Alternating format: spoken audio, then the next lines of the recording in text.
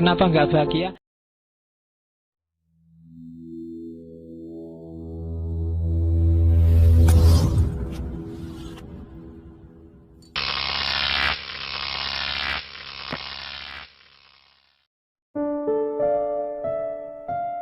Orang tidak cukup hanya paham dan sadar, tapi juga dia harus ingin dan target.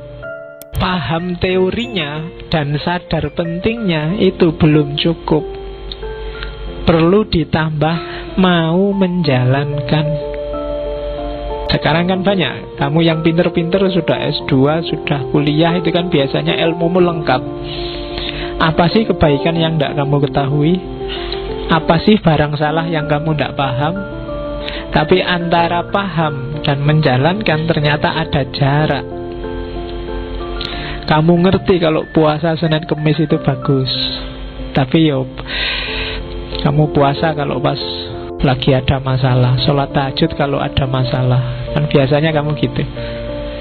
Nah, jadi ada jarak katanya Frobinda. Tidak cukup hanya kamu ngerti dan paham teorinya, tapi juga harus niat dan menjalankan isi teorimu. Nanti detail pemahamannya di belakang. Tapi ini penting. Jadi kehendak itu jadi kunci. Kamu ingin bahagia atau tidak? Ada nggak orang yang sasaran hidupnya nggak bahagia? Ada. Termasuk orang yang salah identifikasi tentang apa itu bahagia.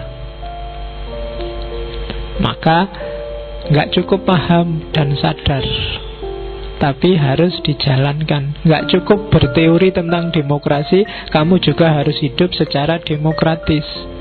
Nggak cukup teori tentang anak soleh, kamu juga harus hidup kayak anak soleh. Saya ngerti Pak, caranya jadi wali biar disayang Allah, biar ya nggak pentingnya. Kamu mungkin belajar filsafat tiap minggu, kamu tahu dan sadar. Waktu ngaji itu kan kamu manduk-manduk, iya ya, memang kayak gitu, selalu gitu. Tapi keluar dari sini ndak jalan. Kamu ndak berkehendak untuk menerjemahkan itu dalam kehidupanmu. Dan itu sumber masalah. Kenapa kamu nggak bahagia? Kenapa nggak bahagia? Karena ideal yang ada di kepala dan hatimu ternyata tidak nyambung sama praktek hidupmu sehari-hari. Maka jadi masalah.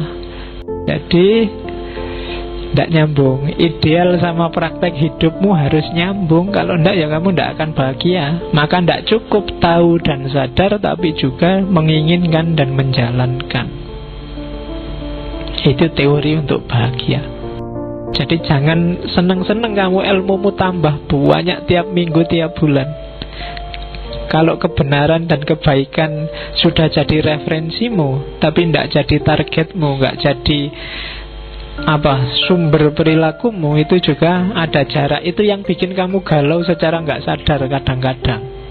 Jadi mending orang nggak ngerti apa-apa, lebih nyaman. Tapi semakin luas ilmumu, pertanggungjawabannya semakin panjang, termasuk secara individual. Nah, jadi kalau memang merasa wah berat ya Pak, besok nggak ngaji lagi, nggak apa-apa. Tambah pinter, tambah sumpek ternyata Pak. Ya, oke. Cuma kalau nggak ngaji, ya kualitas hidupmu nggak akan meningkat. Problemnya di situ. Jadi biar kualitas hidupmu meningkat, ya step by step. Jadi sekarang saya paham dulu Pak, nanti kalau siap tak laksanakan. Sambil ditegesin itu. Karena hidup itu kan memang harus begitu, step by step.